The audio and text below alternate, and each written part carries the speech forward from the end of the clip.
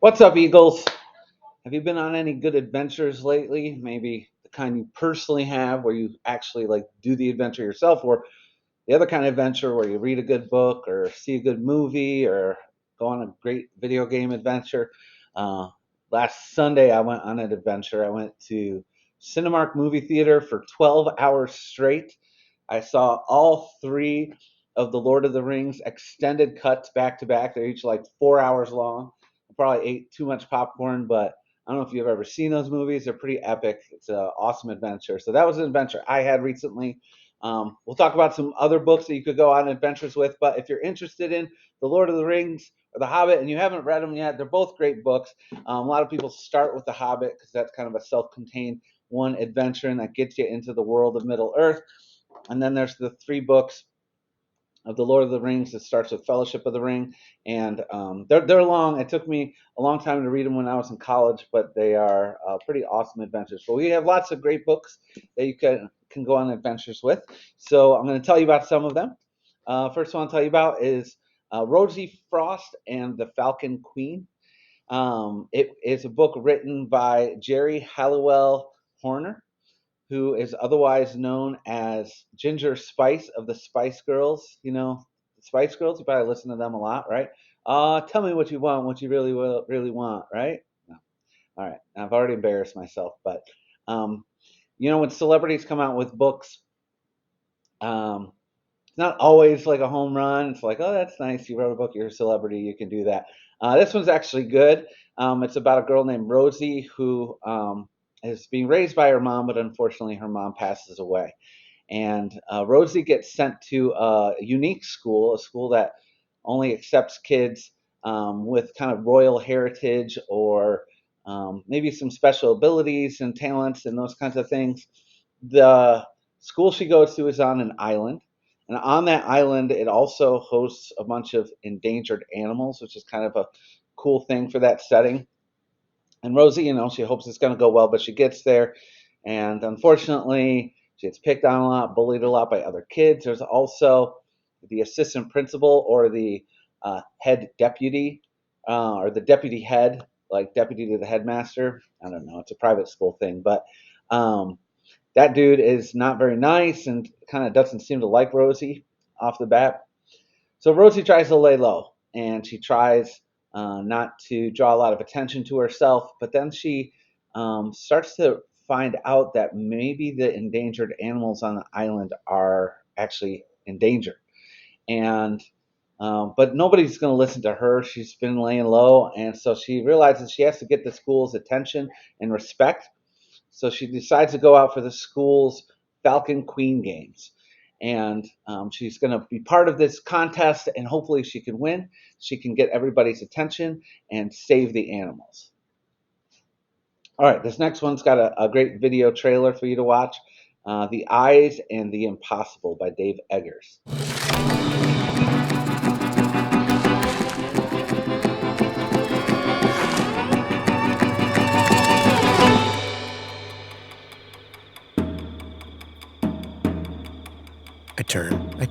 I turn before I lie to sleep. And I rise before the sun. I sleep inside and sleep outside and have slept in the hollow of a 1,000-year-old tree. When I sleep, I dream of mothers and clouds. Clouds are messengers of God. And I dream of pupusas, for I love pupusas and eat them with gusto. I am a dog called Johannes, and I have seen you. I have seen you in this park, my home. If you have come to this park, my vast green and wind-blown park by the sea, I have seen you. I have seen everyone who has been here. The walkers and runners and bikers and horse riders and the bison seekers and the picnickers. When you have come here, you have come to my home, where I am the eyes. I see all in this park because I am the eyes and have been entrusted with seeing and reporting all. Ask the turtles about me. Ask the squirrels. Don't ask the ducks. The ducks know nothing. I run like a rocket. I run like a laser. You have never seen speed like mine. When I run, I pull at the earth and make it turn.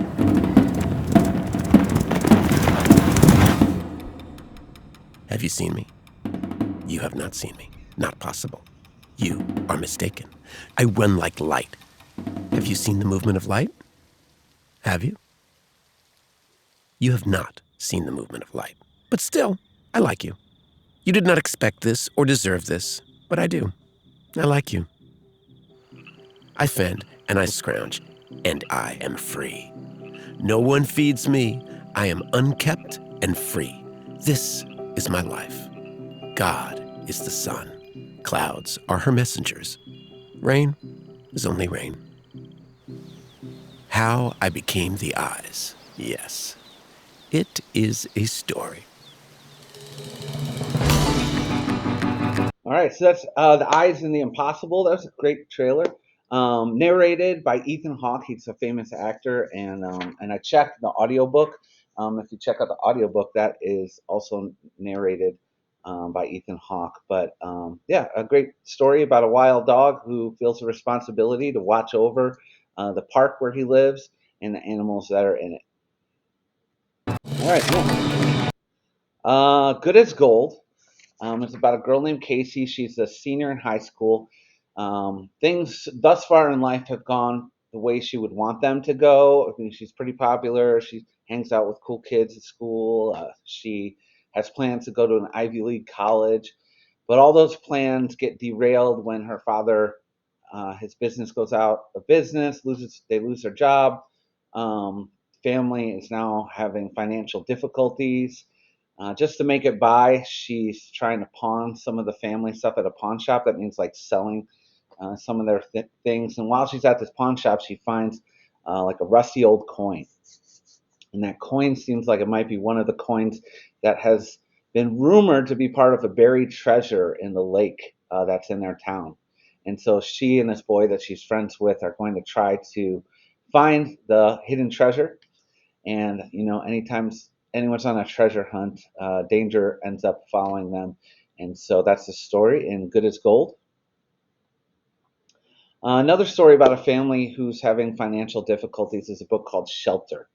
It's a family in San Francisco whose dad is hit by a car, and so he's in the hospital. Hospital bills are adding up, and they can't keep renting the home they've been renting, and the family has to stay in a shelter. And shelters are places that are there for people who are in tough times financially.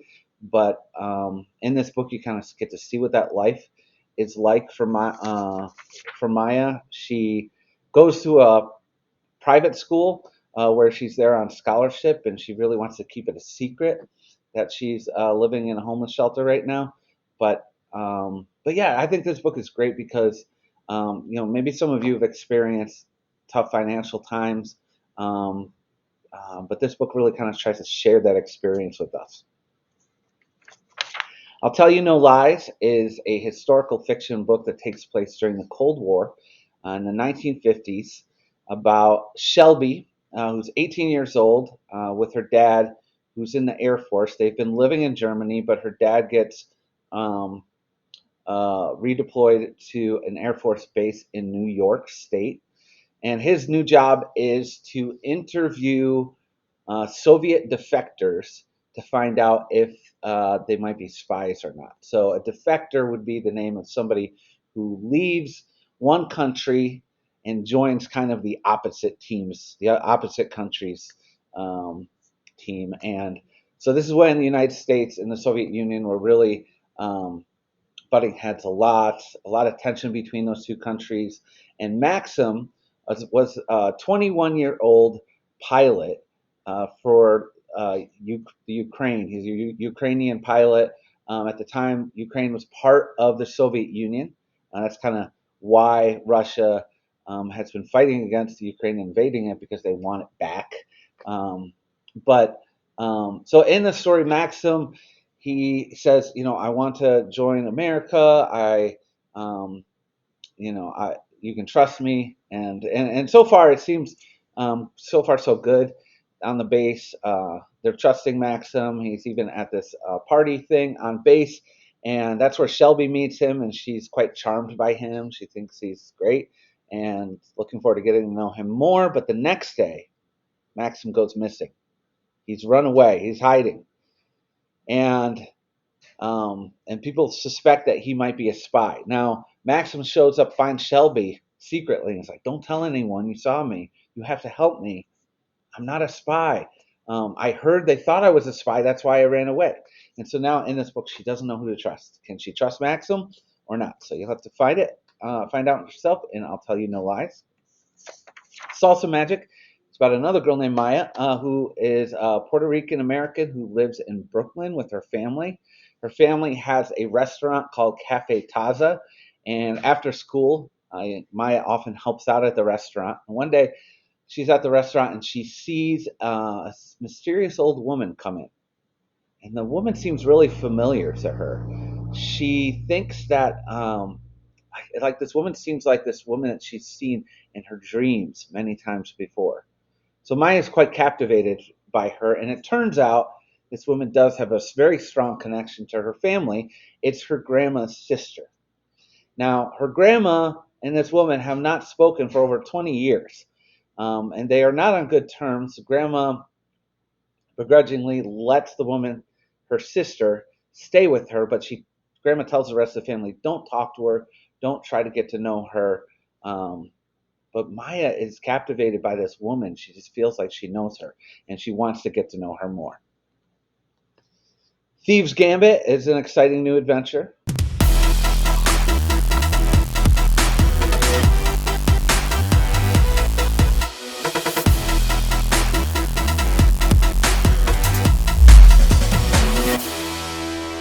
All right, so Thieves Gambit is about Ross or Rosalind. She's 17 years old, and she is part of a family of thieves.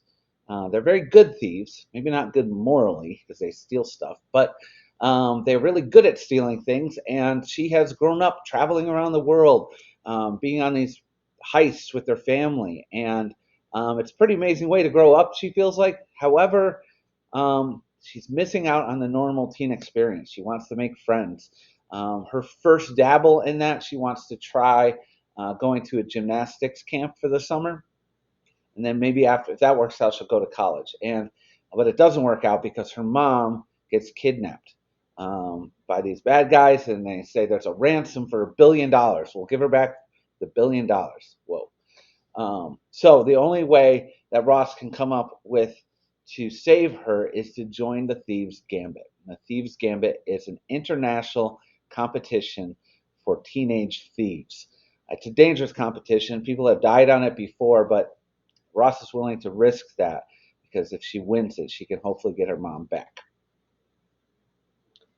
Next up this is a good one. The Only Girl in Town.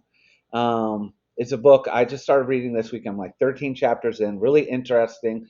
Her name's July. She's hanging out at a forest preserve. You know, it's normal to be alone when you're walking in the forest, but when she walks out of the forest and drives home, she realizes she's still alone, that everyone in town has vanished. There's nobody in the roads, nobody around, no animals. Um, everybody and everything's gone. She goes to her house, can't find her family, but she starts to find some clues, some weird clues, like her diary that she had thrown into the river not long ago. It's back. It's soaking wet, but it's open, and underlined are the words "Get them back." Well, she wants to get them back. She wants to get everybody back, but she doesn't know how. And so this book starts like going back in time, back and forth to the present, to the past, reflecting on the past couple months, her summer of hanging out with friends, the boy she's got a crush on, things kind of moving to the season of cross country for school that she's a captain, all this drama and her meetings with her therapist and all these things she's trying to unpack. Think, what happened to everybody and how do I get them back? So really cool so far. I can't wait to finish reading it. I hope you like checking it out.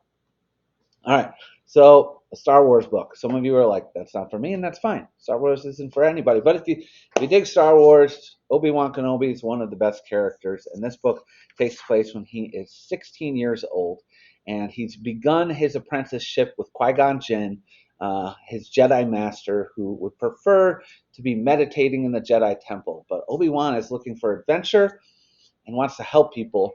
and they find out that there's a planet that may have some trouble on it.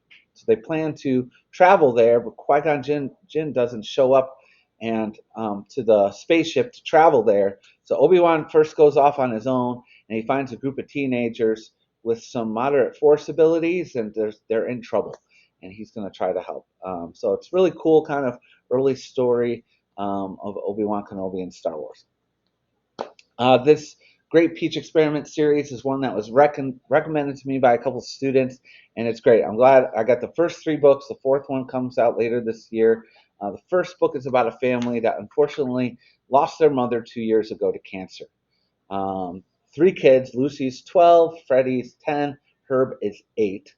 And their dad, ever since their mom died, dad's been really quiet, maybe not doing the best job taking care of the family because he's so lost in his grief.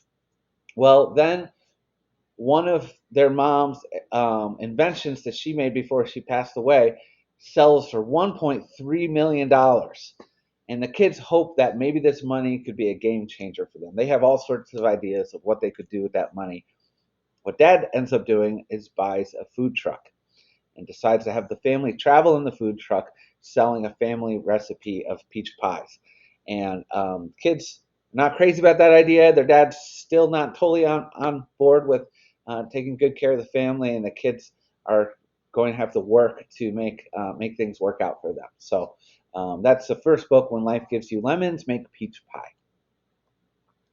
My Selma is a memoir. It means it's a story from Willie Mae Brown's life. Willie Mae Brown's the author of the book. She grew up in Selma, Alabama, right in the heart of the civil rights movement. And Selma was smack dab in the middle of protests and unfortunately racism and prejudice that was making things very unequal in the South at this time and other parts of the country. So I like this book because Willie Mae Brown, she shares some great things about her past. She loved her community, and the people around her were very supportive, and she'll share some good things about that. But she also shares some of the tough things of dealing with that prejudice and racism, and seeing brave people stand up and fight for their rights. You may have heard of some marches from Selma to Montgomery, Alabama, that really pushed forward the Voting Rights Act so that everyone in the country could finally have a right to vote. So this is a great memoir, My Selma. All right, I don't have to say much about this one. You probably know what we got here.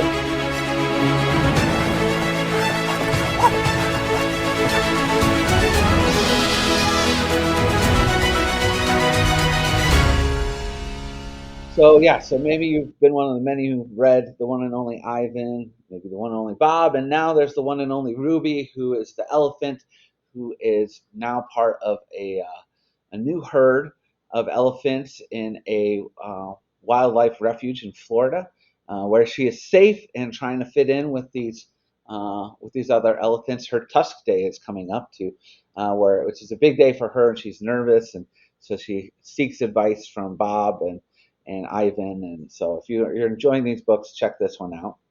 And I got another trailer. I think it's... Nope. Here we go. All right. They've fought zombies, faced strange creatures, and battled with beasts. But are the last kids on Earth ready to take on an entire dimension of monsters? Find out in The Last Kids on Earth and the Monster Dimension. Available wherever books are sold. And pick up the entire series on sale now. Yeah, there's a lot of books. There's a lot of books in that series now. I think we have all of them. So if you haven't been on this adventure, it's a lot of fun. Or if you're continuing it, we've got the new book with the Monster Dimension out for The Last Kids on Earth. So check that out. So many zombies. All right, sorry about that. Next book is The Probability of Everything. I'll tell you a little bit about it and then introduce you to the author, Sarah Everett. But 4 days left until the world might be destroyed. There's an 84.7% chance that an asteroid is going to collide with the planet Earth, and people are dealing with that in different ways. And I'll let Sarah Everett tell you a little bit more about that. Hi, I'm Sarah Everett, and I'm the author of several books for young people, including The Probability of Everything. The Probability of Everything is about 11-year-old Kemi who loves math, loves science. Unfortunately, a giant asteroid is headed for Earth. Kemi is on a mission to make sure that her family is remembered by the next Earthlings. The Probability of Everything was inspired by my experiences dealing with grief. It's very much a love letter to science, to family, and to the color purple. I hope you love the book. The Probability of Everything is available wherever books are sold. All right, cool. Next book is a new series, 3 books, starting with The Daughter of the Pirate King. Fun new pirate adventure. You like Pirates of the Caribbean kind of vibe, all that. You'll find that here with Alosa, the daughter of the Pirate King, as I said, and she has a plan to help her family of pirates. Her plan is to get captured, kidnapped, and caught by an opposing group of pirates.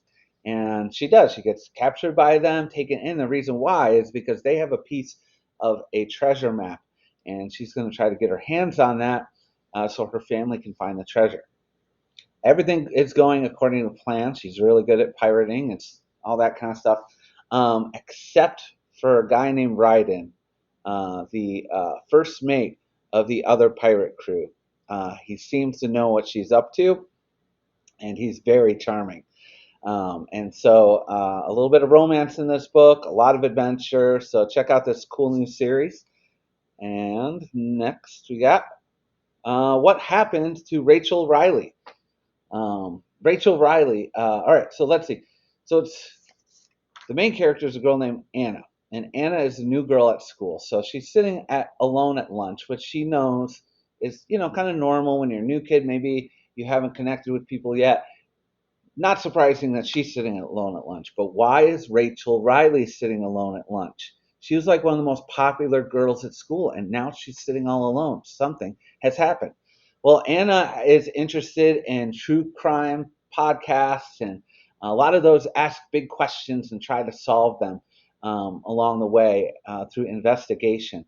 And so Anna's big question is, what happened to Rachel Riley? What's the reason for her social fall? So Anna throws herself into investigating the social scene at school, social media, and perhaps some sexual harassment on campus. If you heard of or read the book, Maybe He Just Likes You, you might want to check this book out. It has some similar vibes to it, but a great new realistic fiction book for our collection. All right, this is a book, and a lot of these books actually I got at our book fair recently. I thought this one sounded interesting. I've always been interested in climate change, global warming. I've always been concerned about that.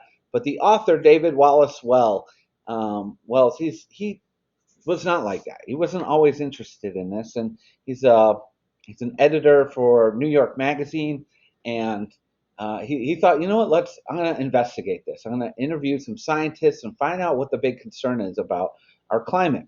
And the more he started talking to scientists, the more really terrified he became of where we could be headed as a people and on our planet. And so that's what this book is about. He wrote like a bigger adult version. This is the young adult or like teen version that you can read if you're interested in where we might be headed as a planet. Yeah, it's a bit terrifying in a way, but it's also interesting hearing what scientists are saying, and maybe you'll be inspired to help us do things to prevent a terrible future. So, anyways, that's that book. And sorry, I feel like my picture on the video is going to be blocking a lot of the covers. This book's called Ghostlight by Kenneth Opel, and it's been referred to as, it's kind of like Ghostbusters meets Stranger Things.